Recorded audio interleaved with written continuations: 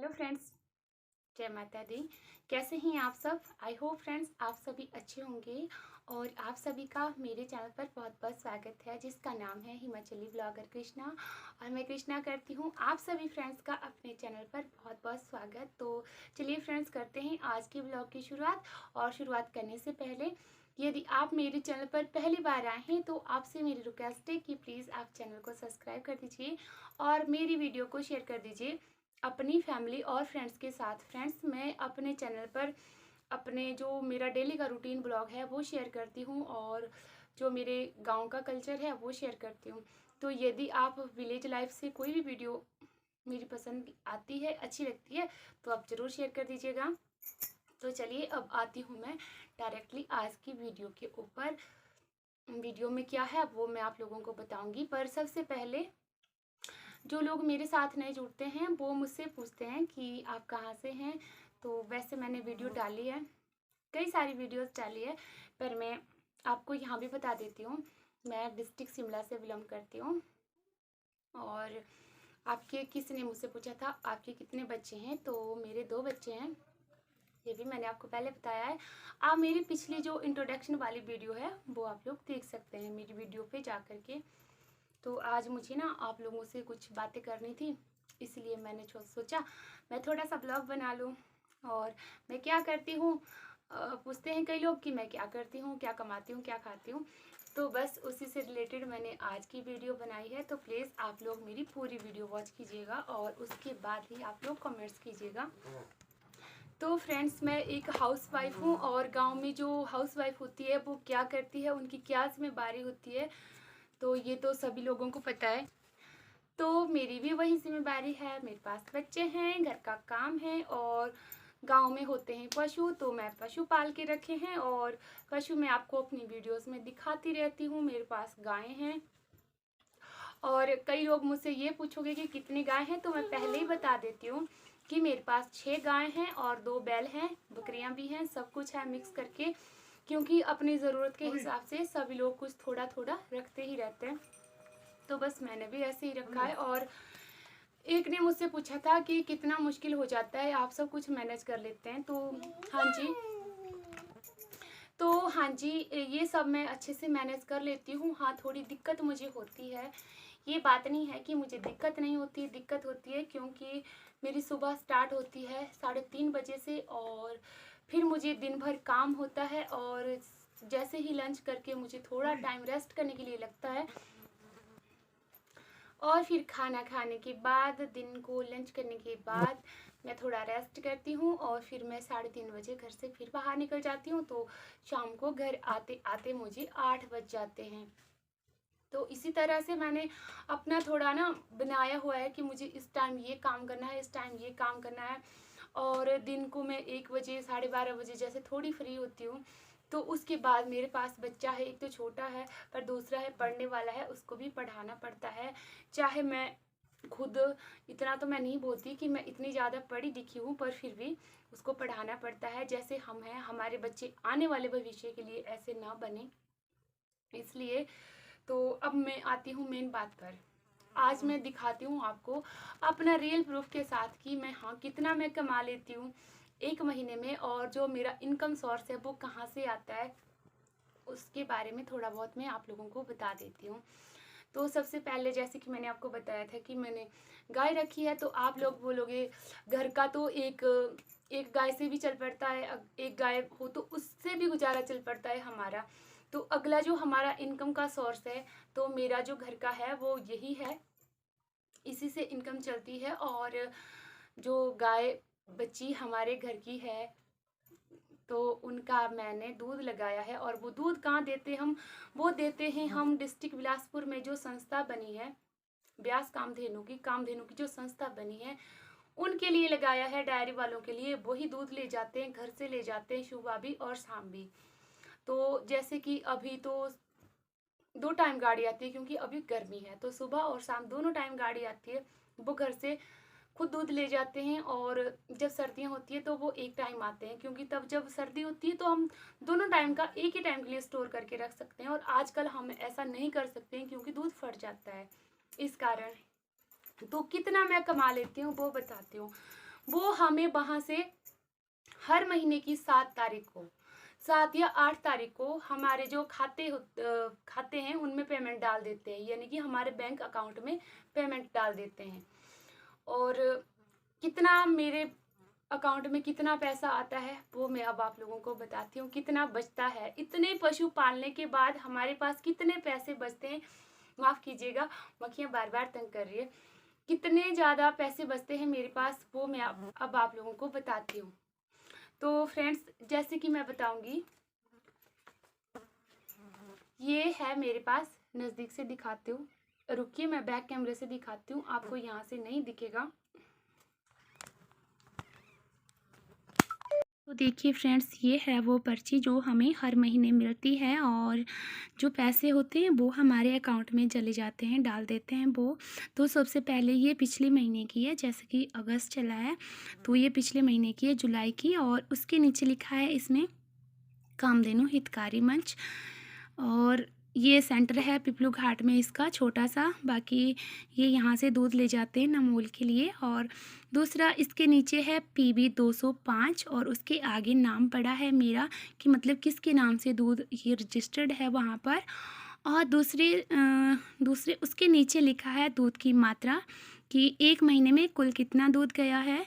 तो उसके आगे लिखा है 176.9, और मूल्य कितना लगा है वो भी आगे लिखा है। कुल राशि कितनी बनी है वो उसके आगे लिखा है। और 10 रुपये वो काटते हैं तो उसके लिए उन्होंने लिखा है कि 10 रुपये जो काटे हैं ये चंदा है। और उसके बाद है RD, तो मैंने दोनों बच्चों की 400 रुपये नाम से RD कटवाई है, तो ये करती है पर मंथ वहीं पर दूध से। तो ये 800 रुपया कट चुकी है। और इससे पहले ना ये मैंने 400 रुपये ही रखी थी, बट अभी का जो है ये नई आई है, तो मैंने सोचा है कि अब मैं इसको थोड़ा सा बढ़ा दूँ, तो ये 800 रुपये कर दी है। और ऋण किस्त वगैरह कुछ भी नहीं है, पिछली राशि भी कुछ नहीं है, घी पनीर वगैरह हमने वहाँ से कुछ नहीं लिया है, क्योंकि वो हमें वहीं से सब कुछ देते हैं। और जो हमारा टाइप दर्द वगैरह है वो 0 है, प्रीमियम वगैरह। बट इसके आगे जो टाइप है वो 2030 है, ये काटा है इन्होंने। तो ये किस चीज़ का काटा है ये मैं आपको बताती हूँ। ये काटा है उन्होंने जो हम वहाँ से फीड लेते हैं पशुओं के लिए। ये 1015 रुपये की एक बोरी फीड की पड़ती है, और 2 बोरी फीड की आती है। तो ये उन्होंने काटा है 2030 रुपये। और इसमें है चोकर तारामीरा और रवल जो भी है, तो मैंने 10 किलो तारामीरा की बोरी ली थी, तो उसके हिसाब से इन्होंने पैसे काटे हैं 720 रुपये। और दवाइयाँ वगैरह मैंने कुछ नहीं लिया है। तो बाकी का बचा इसमें इन्होंने लिख दिया है कि कितनी कटौतियाँ हुई है जुलाई महीने में। तो ये भी इन्होंने आगे साफ साफ लिखा है कि 3560 रुपये कट चुके हैं। और उसके बाद इन्होंने जो हमारे लिए वापस दिया है वो भी इन्होंने साफ साफ लिखा है 2903 रुपये। और हमें प्रोत्साहन राशि मिलती है तो वो हमारे अलग से अकाउंट में जमा होती रहती है, तो वो भी उन्होंने लिखी हुई है यहाँ पे दूध के हिसाब से हैं कि 44 रुपये हैं। तो बस यही था फ्रेंड्स, इतना ही है। ये मैंने आपको लाइव प्रूफ के साथ दिखा दिया है, बिल्कुल बारीकी से दिखा दिया है कि कितना बचता है, क्या बचता है इसमें हमारे लिए जब हम दिन रात की मेहनत करते हैं। तो यहाँ पर इसका जो भी फंडा था वो मैंने आपको डिटेल से समझा दिया है। तो इसके बाद ना कुछ नहीं बचता है। ये जो 2000-3000 रुपया है इसमें कुछ नहीं बचता है। बच्चों का होता है, अपना होता है, मम्मी की दवाइयाँ होती है। 3000 रुपये में क्या होता है? 4 लोग हैं हम, तो 4 लोगों का क्या होता होगा? उसमें से 12 से 1500 रुपया मम्मी के खर्चे के लिए, दवाई के खर्च के लिए हो जाता है। और बाकी जो बचता है वो घर का राशन वगैरह वगैरह जो भी होता है, आप लोगों को पता है कि क्या क्या नहीं होता घर पे और क्या नहीं है, क्या है। तो इससे कुछ भी नहीं होता पूरा दिन भर की भाग दौड़ के बाद। और हाँ, ये राशि है ना, ये कभी कम हो जाती है, कभी 400-500 रुपया कम भी हो जाता है, ज़्यादा भी हो जाता है, क्योंकि पशु परमानेंटली जैसे एक गाय है वो परमानेंटली एक जैसा दूध नहीं देती। कभी कम होता है तो कभी ज़्यादा होता है, कभी कम होता है तो कभी ज़्यादा होता है। तो इसके हिसाब से हमारी जो पेमेंट है उसमें भी उतार चढ़ाव आते रहते हैं। पर फिर भी मैं बहुत खुश हूँ। भगवान जितना दे रहा है ना, मैं उसी में खुश हूँ। अगर इतना भी मिल जाए ना तो बहुत है। मैं कभी इस बात को नहीं बोलती कि मेरे पास क्या है, मेरे पास क्या नहीं है। पर मैंने कुछ लोग ऐसे देखे हैं ना कि जो जिनकी अर्निंग महीने में लाखों के हिसाब से, हज़ारों के हिसाब से, फिर भी वो ये बोलते हैं कि हमारे पास कुछ नहीं है, हमारे पास ये नहीं है, हमारे पास वो नहीं है। पर मैं बोलती हूँ मेरे पास जितना है भगवान की रजामंदी है, मैं इसी में बहुत ज़्यादा खुश हूँ, बहुत ज़्यादा खुश हूँ। मतलब मैं इतनी खुश इसलिए हूँ कि मैं अपना और अपने बच्चों का इसमें अच्छे से सब कुछ कर सकती हूँ। तो आज का मेरा बस वीडियो इतना ही था, और अगर आप लोगों को मेरी वीडियो अच्छी लगी है तो प्लीज़ आप लाइक कर दीजिए, शेयर कर दीजिए और सब्सक्राइब कर दीजिए। और हाँ फ्रेंड्स, आपसे मेरी हाथ जोड़ के एक और रिक्वेस्ट है कि मैं लाइव करती हूँ, दिन को भी करती हूँ और शाम को भी करती हूँ। बट अगर आपको दिन को टाइम नहीं होता आपके पास, तो आप रात को मैं 7:15 बजे के बाद लाइव करती हूँ। तो आपसे मेरी हाथ जोड़ के रिक्वेस्ट है कि प्लीज़ प्लीज़ आप मेरी लाइव में मुझे 5, 10, 15, 20 जितने भी आपसे मिनट आप दे सकते हो, प्लीज़ आप दीजिएगा। क्योंकि आप लोगों ने मुझे यहाँ तक पहुँचा दिया है, यहाँ तक पहुँचा दिया। अभी मुझे यूट्यूब पे आए 12 मंथ, मतलब 1 साल होने लगा है। तो मैंने कभी सोचा नहीं था कि मैं यहाँ पर जाऊँगी और मेरा कुछ ऐसे होगा, इतने सारे लोगों से पहचान होगी।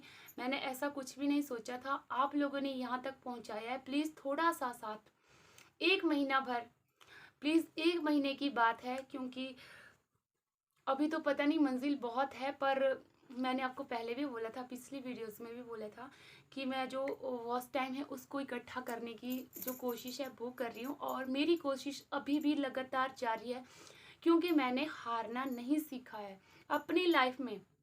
मैंने जो भी कुछ किया है, मैं ये नहीं बोलती हूँ, जब से मैंने 10th क्लास पास की थी ना, तब से मैंने अपने मतलब जो भी कुछ किया है आज तक अपने बलबूते से किया है, और मैंने कभी लाइफ में हारना नहीं सीखा है।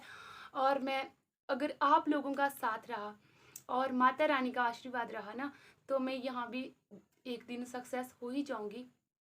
मुझे इसकी टेंशन नहीं है, मुझे वहाँ से अर्निंग आए, ये हो वो हो। बस एक था परिवार, एक अच्छे परिवार की तलाश थी जो मुझे वाईटी से मिला। इसके लिए आप सभी लोगों का थैंक यू सो मच। मैं दिल से आभारी हूँ, सच में आभारी हूँ कि मुझे इतनी ज़्यादा अच्छी वाईटी फैमिली मिली है। इसके आगे मैं कुछ नहीं बोल सकती, और वीडियो बहुत लंबा हो जाएगा। तो मैं फिर कभी नेक्स्ट वीडियो में ज़रूर बात करूँगी। तब तक के लिए बाय बाय, नमस्ते, जय माता दी। आप सभी लोग अपना ध्यान रखिएगा, सेफ रहिएगा और सुरक्षित रहिएगा। Take care.